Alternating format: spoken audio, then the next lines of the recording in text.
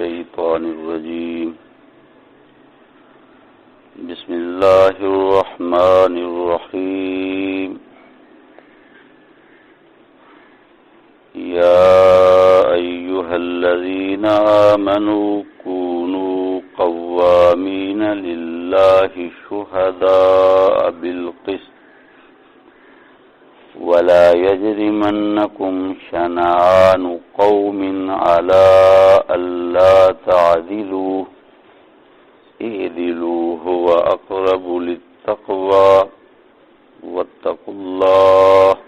إن الله خبير بما تعملون صدق اللہ العظیم۔ اے ایمان والو، ہو جاؤ قائم کرنے والے اللہ کے لیے، یعنی اللہ کے احکام کو قائم کرنے والے، شہداء بالقسط، انصاف کے ساتھ گواہی دینے والے۔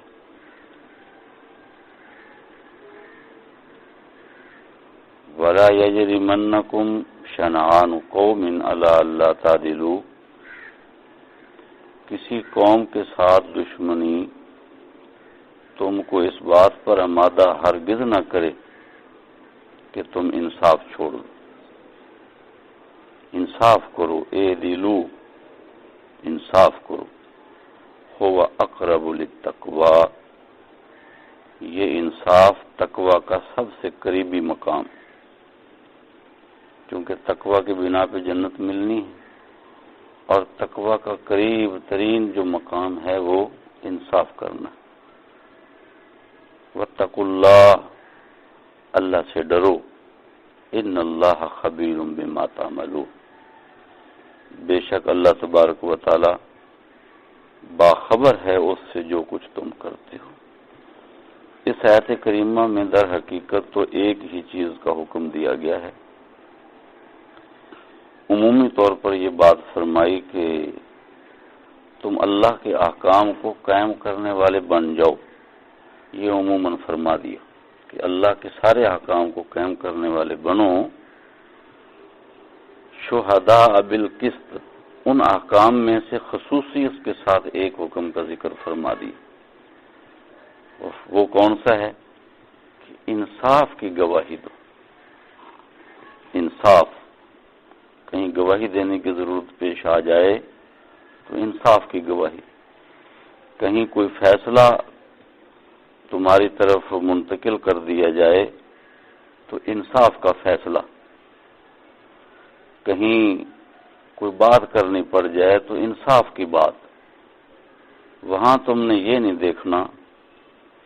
کہ میرا رشتہ، تعلق، قرابت کس کے ساتھ ہے، اس بات کو دیکھنے کی اجازت نہیں ہے۔ انصاف قائم ہی تبھی ہوگا جب تم اس بات کو پس پشت ڈال دو کہ تمہارا باپ کون اور تمہارا بیٹا کون اور تمہارا بھائی کون اور تمہارا اجنبی کون، اس بات کا فرق پہلے مٹانا پڑے گا۔ سب کے سب بھائی ہیں، حتیٰ کہ مسلمان تو درکنار۔ فرمایا جب معاملہ کفار کے ساتھ آ جائے، یہود و نصارہ و مشرکین اور عام کفار کا مقابلہ کسی مسلمان کے ساتھ ہو جائے اور تمہیں کوئی فیصلہ کرنا پڑے تو وہاں بھی تم نے انصاف نہیں چھوڑنا۔ حتیٰ کہ فرمایا کہ وَلَا يَجْرِمَنَّكُمْ شَنَآنُ قَوْمٍ، تمہاری کسی کے ساتھ دشمنی ہے۔ ایک تو ہے کہ عام کافر تھا، عام بندہ تھا، اجنبی، لیکن اس سے 4 قدم آگے بڑھ کر اللہ تعالیٰ نے فرمایا کہ تمہاری اس کے ساتھ دشمنی ہے، عداوت ہے، کوئی اختلاف ہے، کوئی لڑائی جھگڑا ہے، تم اس کو اچھے نہیں لگتے، وہ تمہیں اچھا نہیں لگتا، اور وقت ایسا آن پڑا کہ اس کا اور ایک اس بندے کا موازنہ ہو گیا جس کے ساتھ تمہاری دشمنی نہیں ہے، جو تمہارا قریبی ہے، اور اب تم نے کوئی بات کرنی ہے، کوئی گواہی دینی ہے، کوئی فیصلہ کرنا ہے۔ فرمایا کہ اب خیال کرنا، اگر حق اس دشمن کے ساتھ ہے تو اب تم نے انصاف کے ساتھ فیصلہ اسی کا کر دینا ہے۔ اس کی دشمنی تم کو کہیں اس بات پر آمادہ نہ کر دے جی میری تو اس کے ساتھ دشمنی ہے، میں کیوں اس کے حق میں فیصلہ کروں، میں کیوں اس کے حق میں گواہی دوں۔ سچی گواہی کو چھپانا گناہ کبیرہ ہے، اس کو چھپا نہیں سکتے، وہ دینی ہے، دشمن ہے تو اس کے حق میں دینی ہے۔ اور یہ مقام تقویٰ کے قریب ترین مقام ہے۔ نبی کریم صلی اللہ علیہ وسلم کی زندگی سے ہمیں اس کی بیشتر مثالیں ملتی ہیں، چونکہ جب یہ احکامات اترتے تھے رسول اکرم صلی اللہ علیہ وسلم پر، سب سے زیادہ من و عن 100% عمل کرنے والے خود نبی اکرم صلی اللہ علیہ وسلم اور پھر آپ کے صحابہ ہوتے تھے۔ آپ اندازہ لگائیں، جب وہ ہاتھ کاٹنے کا وقت آیا چوری پر، تو سیدنا اسامہ بن زید رضی اللہ عنہ کو اس قبیلے والوں نے بھیجا کہ آپ کا تعلق نبی کریم صلی اللہ علیہ وسلم کے ساتھ بے پناہ ہے، منہ بولے بیٹے جو بنا رکھا تھا، تو جا کے سفارش کریں کہ ہماری اس عورت سے جو چوری ہو گئی ہے تو معاف کر دیں، ہاتھ نہ کاٹیں۔ تو سیدنا اسامہ بن زید رضی اللہ عنہ سفارش لے کے گئے نبی اکرم صلی اللہ علیہ وسلم کے پاس کہ یا رسول اللہ، اگر رعایت ہو جائے، کوئی ایسی شکل ہو، مجھے انہوں نے اسپیشل بڑے اعتماد کر کے بھیجا ہے۔ تو آپ صلی اللہ علیہ وسلم نے اس وقت بڑی عجیب بات ارشاد فرمائی تھی، جو انصاف کے باب میں یوں سمجھیں وہ عنوان ہے۔ آپ نے فرمایا وہ تو فاطمہ جو میرے خاندان اور قبیلے کی بھی نہیں، جس کی ہاتھ کاٹنے کا وقت آیا ہے، تو فرمایا میری بیٹی حقیقی، میری بیٹی فاطمہ بنت محمد پر بھی ایسا وہ کیس آتا تو میں تو اس کا ہاتھ بھی کاٹتا، اس کو بھی نہ چھوڑتا، اور اس سے بھی اگر ایسا ہوا تو ہاتھ کٹے گا۔ یہ تو اللہ کا حکم ہے، اللہ کے حکم میں فاطمہ بنت محمد ہو یا فاطمہ مخزومیہ ہو، وہ برابر ہیں۔ شراب پر کوڑے لگتے ہیں، تو سیدنا عمر بن خطاب رضی اللہ عنہ کے حقیقی بیٹے نے شراب استعمال کر لی تھی کہیں دوسرے علاقے میں، کوڑے لگائے اپنے سگے بیٹے کو کوڑے، روایات میں آتا ہے کہ ان کوڑوں کی پاداش میں وہ فوت ہو گئے تھے، کوڑے کھانے کو وہ برداشت نہ کر سکے اور کچھ ہی دنوں کے بعد وفات پا گئے، اور وفات اسی میں ہوئی کہ کوڑے لگے تھے۔ عمر بن خطاب رضی اللہ عنہ کو یہ بات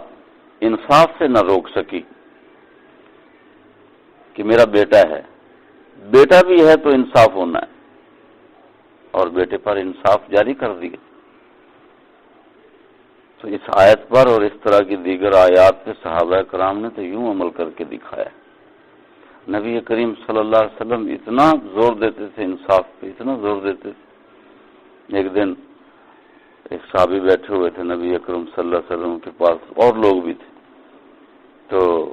ان کا ایک چھوٹا سا بیٹا وہ بھاگتا ہوا آیا، لوگوں کے اندر سے گزرتا ہوا پاس آیا، تو انہوں نے اس صحابی نے سر پہ ہاتھ رکھا اور اپنی دائیں ران پہ بٹھا لیا اس کو، جیسے باپ کی عادت ہوتی ہے، چھوٹا بچہ آتا ہے تو اس کو گود میں بٹھا لیتا ہے، تو دائیں ران پہ بٹھا لیا۔ تھوڑی دیر گزری تو بیٹی اس کی وہ بھی ایسے ہی بھاگتی ہوئی آئی اپنے ابو کے پاس، تو انہوں نے اس کے سر پہ ہاتھ پھیرا تو ان کو اپنے ساتھ بٹھا لیا۔ نہیں ذہن میں آئی بات، کوئی ایسی بات نہیں تھی نعوذ باللہ کہ ان کے دل میں کوئی دشمنی تھی، بس ایک کو ادھر بٹھا لیا تو دوسرا پیار سے بیٹی آئی تو اس کو اپنے ساتھ یوں بٹھا لیا۔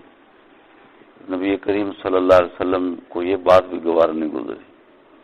اور آپ نے فوراً فرمایا کہ انصاف نہیں کیا تو نے، فما عدلتا، انصاف نہیں کیا۔ دوسری ران تیرے پاس موجود تھی تو ایک کو اگر ادھر بٹھایا ہے تو دوسرے کو دوسرے ران پہ بٹھا، تو اس نے اپنے دوسرے ران پہ بٹھایا، فرمایا کہ اب تو نے انصاف کیا۔ یہاں تک آپ اس باریکی کو دیکھتے تھے اور امت کو بتلاتے تھے کہ انصاف ایسی چیز ہے، چھوٹی چھوٹی چیزوں میں بھی تم نے دیکھنا۔ سیدنا نعمان بن بشیر رضی اللہ تعالیٰ عنہ وہ آ گئے دوسری، چونکہ صحابہ کرام میں اکثر ایسے تھے کہ جن کی دو دو تین تین چار چار شادیاں تھیں، اکثر صحابہ کی شادیاں ایک سے زیادہ ہوتی تھی، تو پھر ہوتا یہ ہے کہ ایک بیوی کی اولاد سے بعض دفعہ ایک انسان کو زیادہ پیار ہو جاتا ہے، اور دوسری بیوی کی اولاد سے پیار کم ہوتا ہے، خود بیوی سے کم ہوتا ہے جس کی وجہ سے اس کی اولاد سے بھی کم ہو جاتا ہے، یا کوئی دیگر عوامل بن جاتے ہیں۔ بہرحال تو وہ ایک بیٹا تھا ایک بیوی سے، سیدنا نعمان بن بشیر رضی اللہ تعالیٰ عنہ نے اپنی اس بیوی کو کہا کہ میرا دل یہ کرتا ہے کہ میں فلاں چیز جو ہے وہ اسپیشل طور پر اپنے اس بیٹے کو دے دوں اور باقی بیٹوں کو میں چھوڑ دوں، ان کو کچھ اور دے دوں، اس کو میں وہ دے دوں۔ اچھا، تو وہ بیویاں بھی صحابیہ رسول تھی، سگی ماں تھی، اس نے یہ بات کہی نعمان بن بشیر رضی اللہ عنہ کو کہ میں اس وقت تک اپنے اس بیٹے کے لیے، کیونکہ آپ دوسرے بیٹے بھی آپ کے موجود ہیں، ان کو چھوڑ کے آپ میرے اس بیٹے کے لیے ایک چیز کا انتخاب کر رہے ہیں، میں اس وقت تک اجازت نہیں دوں گی جب تک نبی کریم صلی اللہ علیہ وسلم سے جا کے آپ یہ مسئلہ نہ پوچھو، آپ سے پوچھو، آپ اگر اجازت دے دیتے ہیں تو بالکل آپ دے دیں، اگر آپ اجازت نہیں دیتے تو میں اجازت نہیں دوں گی کہ یہ میں نا انصافی سمجھتی ہوں اس کی۔ سیدنا نعمان بن بشیر رضی اللہ عنہ رسول اکرم صلی اللہ علیہ وسلم کے پاس گئے کہ یا رسول اللہ، میں اپنے اس بیٹے کو اپنی جائیداد میں تھوڑا سا مستثنی کرنا چاہ رہا ہوں، تو کیا مجھے اجازت ہے؟ آپ نے فرمایا میں اس ظلم پر اجازت نہیں دوں گا، میں اس ظلم کی اجازت نہیں دوں گا۔ یعنی آپ نے ہمیشہ یہ فرمایا سکھایا ہے کہ تمہیں کوئی اچھا لگے یا نہ لگے، تمہاری اس کے ساتھ عداوت ہو یا محبت و پیار ہو، تو تم نے انصاف کا دامن کبھی نہیں چھوڑنا، اور اسی میں خیر ہے۔ ہمارے انڈیا کا مشہور واقعہ ہے، حضرت مولانا الہی بخش رحمہ اللہ، ان کے بارے میں بڑی شہرت تھی کہ وہ مسلمانوں میں ایسے انسان ہیں کہ وہ کبھی بھی اس بات کو نہیں دیکھتے کسی فیصلہ کرنے میں کہ میرا کون اور اجنبی کون، وہ ہمیشہ فیصلہ کرنے میں اللہ کو دیکھتے ہیں۔ تو کوئی ایک جگہ تھی جہاں پہ جھگڑا ہو گیا مسلمانوں کا اور ہندوؤں کا، مسلمان کہتے تھے کہ یہ جگہ ہماری ہے، مسجد بنے گی، وہ کہتے تھے یہ مندر کی جگہ ہے، یہ ہماری ہے۔ اس بات پر نزاع طول پکڑ گیا، حتیٰ کہ بات عدالت میں چلی گئی اور اس پر بہت نزاع ہوا آپس میں مسلمانوں اور ہندوؤں کا۔ تو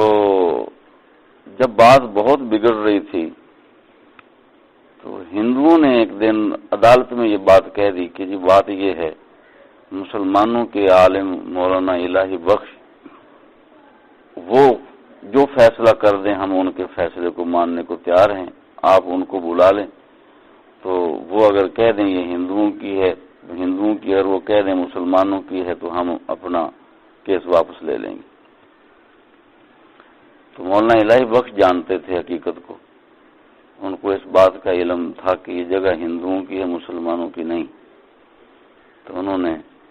فیصلہ یہ دے دیا کہ یہ ہندوؤں کی ہے، مسلمانوں کی نہیں ہے۔ انہوں نے کہا یہ مندر بنا سکتے ہیں اس پہ، میں جب ہے ہی ان کی، وہ اس پہ مندر بنائے، وہ گھر بنائے، وہ کچھ بنائے، وہ اس کے مالک ہیں۔ اللہ کا کرنا یہ ہوا، اس انصاف کے فیصلے کا نتیجہ یہ نکلا کہ وہ سارے ہندو مسلمان ہو گئے۔ انہوں نے کہا کہ ہم مولانا الہی بخش کے انصاف کو دیکھ کے مسلمان ہو رہے ہیں، مسلمان ہو گئے، اور اس جگہ پر انہوں نے خود ہی مسجد بنا دی۔ تو انصاف جو ہوا کرتا ہے اس کے دنیا کے اندر ثمرات بھی بہت اچھے نکلتے ہیں، اور آخرت کے اندر تو اس کے ثمرات اچھے نکلنے۔ اس لیے ہمیں اللہ تبارک و تعالی خصوصیت کے ساتھ اس آیت میں جس چیز کا حکم دے رہے ہیں وہ یہ کہ تم نے اپنے گھر کی زندگی میں، تم نے اپنے معاشرتی چھوٹے گروہ کے اندر، بڑے گروہ کے اندر، تمہیں اللہ تبارک و تعالی جہاں تک بھی لے جائے، اور کبھی ضرورت پیش آ جائے دو بندوں کے اندر فیصلہ کرنے کی یا گواہی دینے کی، فرمایا وہاں تم نے بڑا خیال رکھنا ہے، کیونکہ جنت ملنی ہے تقوی کے بنا پہ۔ اصول یہ بتلا دیا، بار بار قرآن مجید میں یہ بات ارشاد فرمائی ہے، ان الجنت للمتقین، کہ جنت متقین کے لیے، اور فرمایا کہ تقوی کا سب سے جو بلند مقام ہے اور تقوی کی سب سے بڑی سیڑھی جو ہے، فرمایا وہ عدل ہے۔ عدل کو تم نے پورا کرنا ہے تو تم تقوی حاصل کر لو گے۔ تمہاری دشمنی کسی کے ساتھ ہو، تمہاری دوستی ہو، تمہارا اپنا ہو، تمہارا غیر ہو، تو تم نے دیکھنا یہ ہے کہ انصاف کس کے ساتھ ہے، جس کے ساتھ انصاف ہو تم نے مہر لگا دینی۔ اللہ تعالیٰ سے دعا ہے اللہ تعالیٰ ہم کو عمل کرنے کی توفیق نصیب فرمائے۔ سبحانک اللہ بحمدک نشهد ان لا الہ الا انت اللهم انت السلام ومنك السلام